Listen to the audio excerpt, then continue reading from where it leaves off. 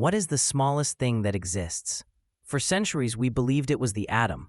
Then we discovered that inside the atom, there are even smaller particles.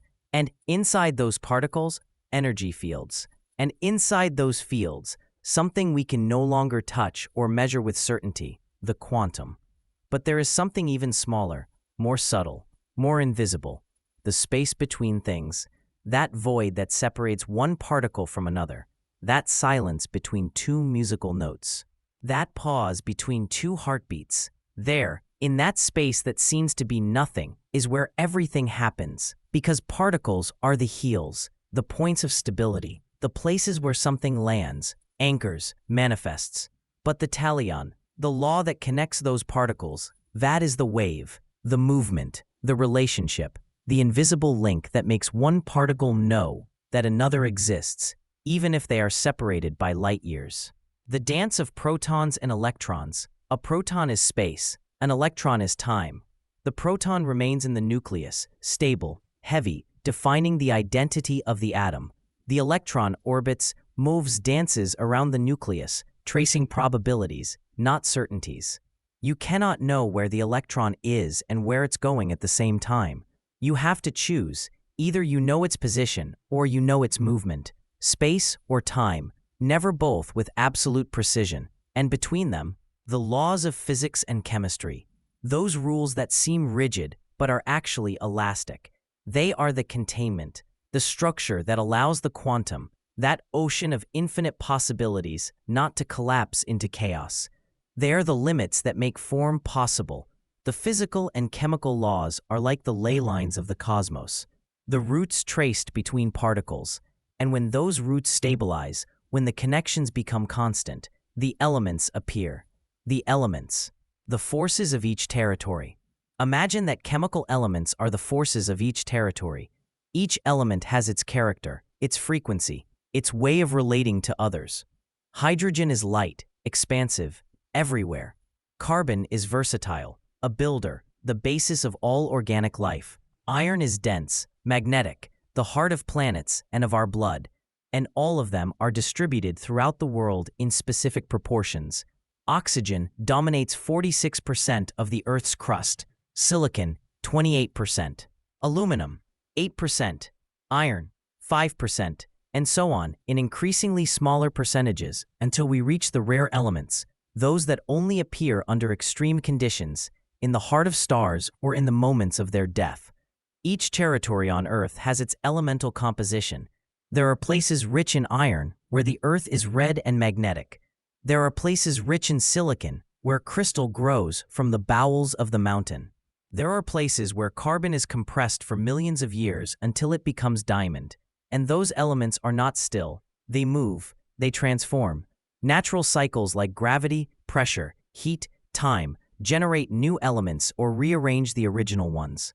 Carbon under pressure becomes diamond. Iron in the Earth's core generates a magnetic field that protects life.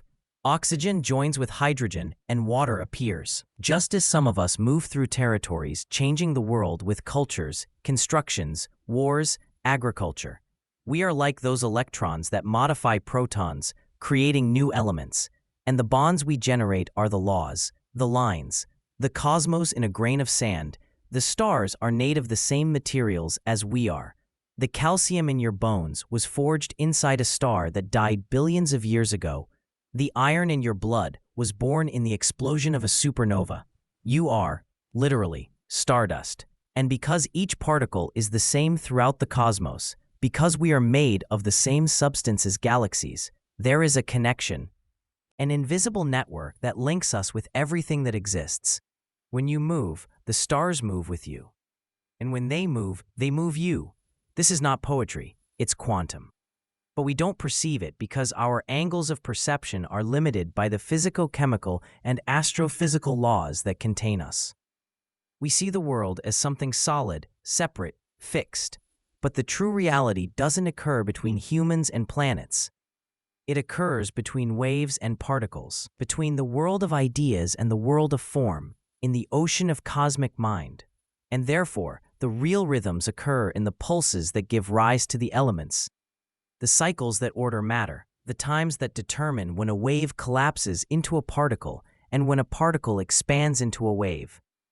The stellar rhythms, that entire map of particles, elements, waves, and laws, manifests in the stellar rhythms. We move in cycles of lunations. The moon waxes, wanes, disappears, is reborn every 29 days. Each lunar cycle marks an internal process, a phase of sowing, growth, harvest, and rest. Women know it in their bodies. Farmers know it in their fields. The tides know it in their rising and falling. We move in solstices and equinoxes, 4 annual doors that mark the rhythm of the seasons. The winter solstice, when darkness is maximum and light begins to return. The spring equinox, when day and night balance and life is reborn. The summer solstice, when light is maximum and energy is at its peak. The autumn equinox, when day and night balance again and life withdraws inward. We move in eclipses, those moments when the moon and sun align in such a way that one hides the other. They are portals, thresholds, moments when the veil between the visible and invisible thins and we can see what is normally hidden. If the moon and sun were 2 eyes, eclipses would be the 3rd eye, an eye for an eye, and each mountain, each element, each territory, a tooth for a tooth.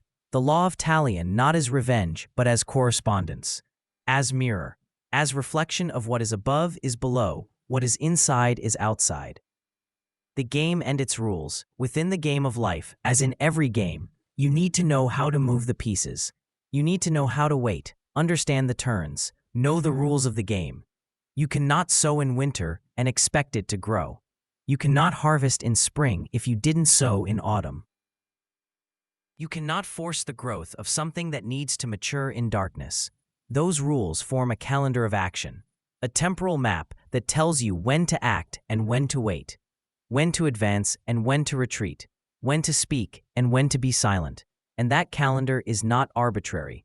It is based on stellar cycles, on the constellations the sun travels through over the year, on the transits of planets, on the phases of the moon, on the eclipses that mark points of rupture and transformation. That's why this year we will travel the map of Earth through its elements by means of the calendar of its transformation in the stellar cycles of constellations. We will mark alchemical steps in moons, suns, and eclipses. We will learn to read the board, to know the rules, to move our pieces with consciousness, because the most invisible territory of Earth is the one that creates everything visible. The territory of time, the territory of rhythms, the territory of waves that connect particles and generate form.